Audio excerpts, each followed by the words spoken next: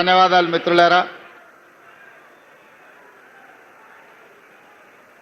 Nallamala declaration కార్యక్రమ సభాధ్యక్షులు, స్థానిక శాసనసభ్యులు, మీ అభిమాన నాయకుడు డాక్టర్ చిక్కుడుపల్లి వంశీకృష్ణ గారు, స్థానిక పార్లమెంట్ సభ్యులు డాక్టర్ మల్లు రవి గారు, ఈ కార్యక్రమానికి నాతో పాటు ముఖ్య అతిథులుగా విచ్చేసిన ఉప ముఖ్యమంత్రి వర్యులు, మిత్రులు, ఈనాటి కార్యక్రమానికి రూపకర్త బట్టి విక్రమార్క గారు, అదేవిధంగా మహబూబ్ నగర్ జిల్లా ఇన్ఛార్జి మంత్రివర్యులు నాకు ఆప్తులు దామోదర్ రాజ నరసింహ గారు, ఈ కార్యక్రమంలో పాల్గొన్న పెద్దలు, వ్యవసాయ సాగునీటి పారుదల civil supplies minister Uttam Kumar Reddy గారు, అదేవిధంగా సోదరిమణి మంత్రివర్గ సభ్యులు శ్రీమతి సీతక్క గారు, అదేవిధంగా పెద్దలు మంత్రివర్గ సభ్యులు ఈ జిల్లా వాసి జూపల్లి కృష్ణారావు గారు, అదేవిధంగా మంత్రివర్గ సభ్యులు తుమ్మల నాగేశ్వరరావు గారు, మిత్రులు సోదరులు మంత్రివర్గ సభ్యులు పొంగులేటి శ్రీనివాస్ రెడ్డి గారు, వేదిక మీద ఉన్న మంత్రులందరూ, పార్లమెంట్ సభ్యులు, శాసనసభ్యులు, శాసన మండలి సభ్యులు, రాష్ట్ర ప్రభుత్వ అధికారులు, ప్రాణ సమానులైన మా నల్లమల్ల సోదర సోదరి మనలకు అందరికీ మనస్ఫూర్తిగా అభినందనలు, ధన్యవాదాలు. ఒకప్పుడు నల్లమల ప్రాంతం అంటే వెనుకబడిన ప్రాంతం.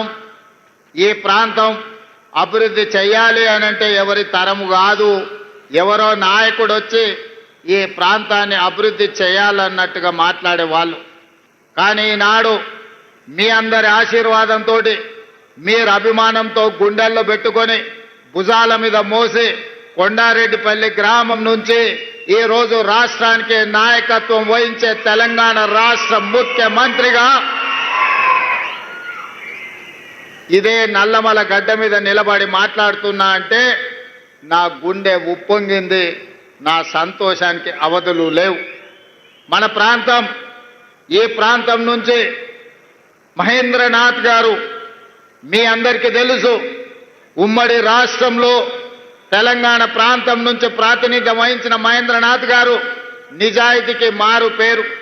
వారే కాదు, ఈనాడు ఈ ప్రాంతానికి సంబంధించిన మన బిడ్డ ఉత్తమ పార్లమెంటేరియన్ జైపాల్ రెడ్డి గారు దేశాన్ని వన్నె తీసుకొచ్చి పాలమూరు ప్రాంతం వాళ్ళు మేధావులు అని నిరూపించి ఉత్తమ పార్లమెంటేరియన్గా రాణించిన వాడు.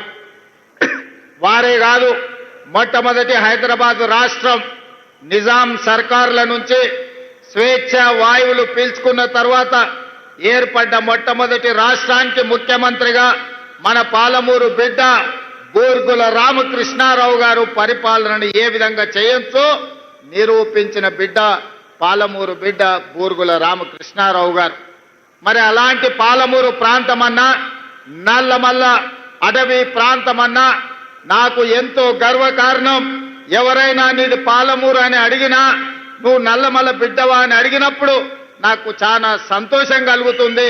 నా ప్రాంతం ఒక గొప్ప ప్రాంతం, ఈ ప్రాంతం నుంచి వచ్చిన వాళ్ళము, మేం కష్టపడతాం, కష్టాన్ని నమ్ముకుంటామని చెప్పి గర్వంగా చెప్తా.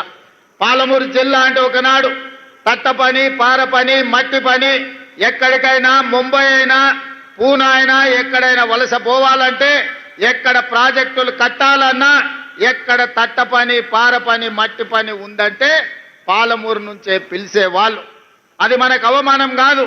పాలమూరు జిల్లా ప్రజలు కట్టిన ప్రాజెక్టులు ఈ దేశం నలుమూలల ఈనాడు సాగునీరును అందిస్తున్నాయంటే మన రక్తాన్ని చెమటగా మార్చి ఈ మట్టి పని చేయబట్టే ఈ ప్రాజెక్టులు పూర్తయి ఈ దేశం ఇవాళ సస్యశ్యామలంగా మారింది.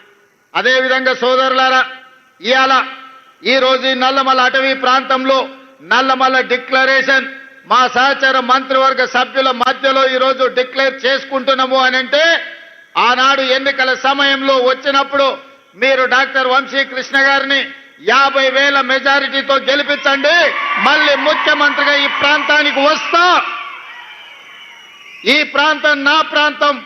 ఈ ప్రాంతాన్ని అభివృద్ధి పదం వైపు నడిపించి ఆదర్శ నియోజకవర్గంగా తీర్చిదిద్దుతా అని ఆనాడు ఎన్నికల సమయంలో మీకు మాట ఇవ్వడం జరిగింది. ఆ మాట ప్రకారం మీరు మీ మాట నిలబెట్టుకున్నారు.